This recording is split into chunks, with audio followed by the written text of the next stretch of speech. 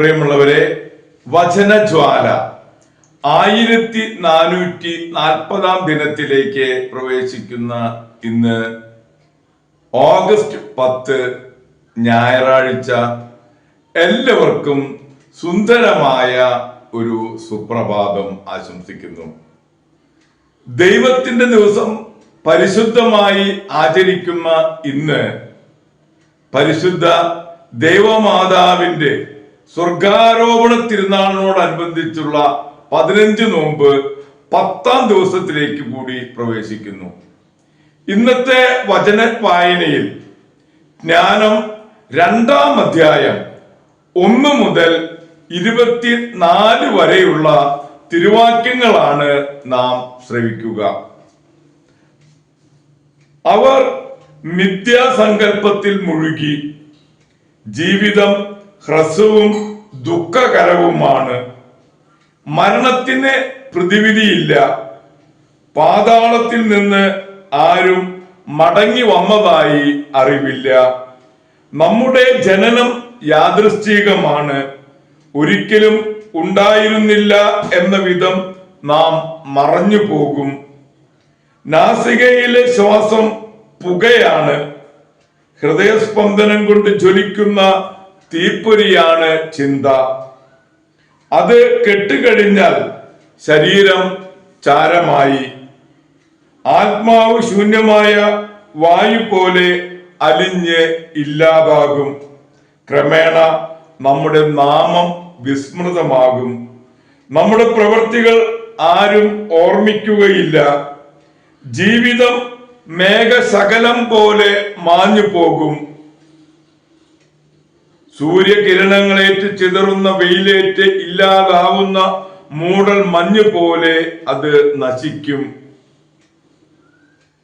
നമുക്ക് നിശ്ചയിച്ചിരിക്കുന്ന കാലം നിഴൽ പോലെ കടന്നു പോകുന്നു, മരണത്തിൽ നിന്ന് തിരിച്ചു വരവില്ല, അത് മുദ്രയിട്ട് ഉറപ്പിച്ചതാണ്, ആരും തിരിച്ചു വരികയുമില്ല. വരുവിൻ, ഇപ്പോഴുള്ള വിശിഷ്ട വസ്തുക്കൾ ആസ്വദിക്കാം, യുവത്വത്തിന്റെ ഉന്മേഷത്തോടെ ഈ സൃഷ്ടികൾ അനുഭവിക്കാം, മുന്തിയ വീഞ്ഞും സുഗന്ധദ്രവ്യങ്ങളും നിറയെ ആസ്വദിക്കാം, വസന്ത പുഷ്പങ്ങളെ ഒന്നും വിട്ടുകളയേണ്ട, വാടും മുൻപ് പനനീർ മുട്ടുകൊണ്ട് ഒരു കിരീടമണിയാം, സുഖഭോഗങ്ങൾ നുകരാൻ ആരും മടിക്കേണ്ട, ആഹ്ലാദത്തിന്റെ മുദ്രകൾ എവിടെയും പതിക്കാം, ഇതാണ് നമ്മുടെ ഓഹരി, ഇതാണ് നമ്മുടെ അവകാശം.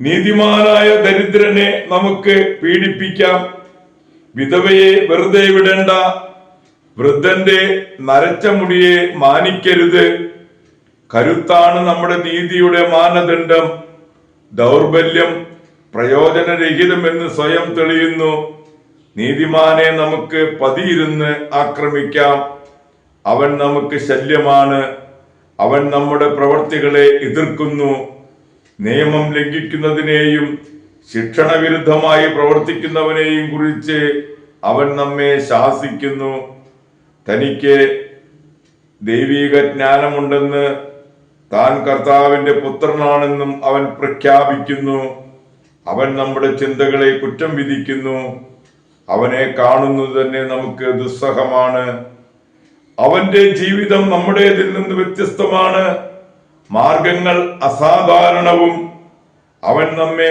അധമരായി കരുതുന്നു, നമ്മുടെ മാർഗങ്ങൾ അശുദ്ധമെന്ന പോലെ അവൻ അവയിൽ നിന്ന് ഒഴിഞ്ഞു മാറുന്നു, നീതിമാന്റെ മരണം അനുഗ്രഹീതമാണ്, അവൻ വാഴ്ത്തുന്നു, ദൈവം തന്റെ പിതാവാണെന്ന് അഹങ്കരിക്കുകയും ചെയ്യുന്നു, അവന്റെ വാക്കുകൾ സത്യമാണോ എന്ന് പരീക്ഷിക്കാം, അവൻ മരിക്കുമ്പോൾ എന്ത് സംഭവിക്കുമെന്ന് നോക്കാം, നീതിമാൻ ദൈവത്തിന്റെ പുത്രനാണെങ്കിൽ അവിടുന്ന് അവനെ തുണയ്ക്കും, ശത്രുകരങ്ങളിൽ നിന്ന് മോചിപ്പിക്കും, നിന്ദനവും പീഡനവും കൊണ്ട് അവന്റെ സൗമ്യതയും ക്ഷമയും നമുക്ക് പരീക്ഷിക്കാം, അവനെ ലജ്ജാകരണമായ മരണത്തിന് വിധിക്കാം, അവന്റെ വാക്ക് ശരിയെങ്കിൽ അവൻ രക്ഷിക്കപ്പെടുമല്ലോ.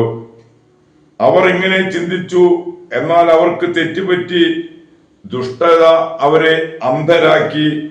ദൈവത്തിന്റെ നിഗൂഢ ലക്ഷ്യങ്ങൾ അവർ അറിഞ്ഞില്ല. വിശുദ്ധിയുടെ പ്രതിഫലം പ്രതീക്ഷിച്ചുമില്ല. നിരപരാധർക്കുള്ള സമ്മാനം വിലവെച്ചില്ല. ദൈവം മനുഷ്യനെ അനശ്വരതയ്ക്ക് വേണ്ടി സൃഷ്ടിച്ചു. തന്റെ അനന്തതയുടെ സാദൃശ്യത്തിൽ നിർമ്മിച്ചു. പിശാചിന്റെ അസൂയ നിമിത്തം മരണം ലോകത്തിൽ പ്രവേശിച്ചു. അവന്റെ പക്ഷക്കാർ അത് അനുഭവിക്കുന്നു. ദൈവത്തിന്റെ തിരുവചനമാണ് നാം ശ്രവിച്ചത്.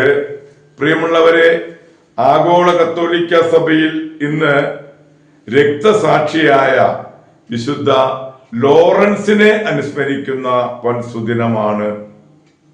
257 മാർപ്പാപ്പയെ ദിവ്യബലിയിൽ ശുശ്രൂഷിച്ച ഡീക്കൻ ലോറൻസ് ആർച്ച് ഡീക്കൺ എന്നാണ് അറിയപ്പെട്ടിരുന്നത്.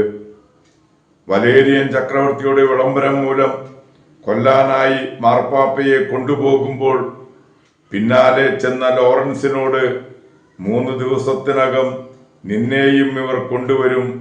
നിന്റെ കൈവശമുള്ള തിരുസഭയുടെ സ്വത്തെല്ലാം ദരിദ്രർക്കും വിധവകൾക്കും ഭാഗിച്ചു കൊടുക്കുക. അതനുസരിച്ച് എല്ലാം ഭാഗിച്ചു കൊടുത്തു. പിന്നീട് ലോറൻസിന്റെ വസ്ത്രം അഴിച്ച് ഒരു ഇരുമ്പ് പലകയിൽ കിടത്തി താഴെ തീയിട്ടു.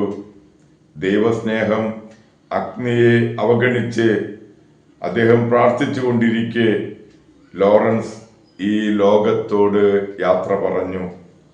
പ്രിയമുള്ളവരെ, രക്തസാക്ഷിയായ വിശുദ്ധ ലോറൻസിന്റെ മാധ്യസ്ഥം യാചിച്ച് നമ്മൾ ഇന്നത്തെ ഈ നല്ല ദിവസത്തിലേക്ക് നമുക്ക് പ്രവേശിക്കാം. എല്ലാവർക്കും നല്ല ഒരു ഞായറാഴ്ച ദിവസം ആശംസിക്കുന്നു. ദൈവം നമ്മെ ഓരോരുത്തരെയും സമൃദ്ധമായി അനുഗ്രഹിക്കട്ടെ.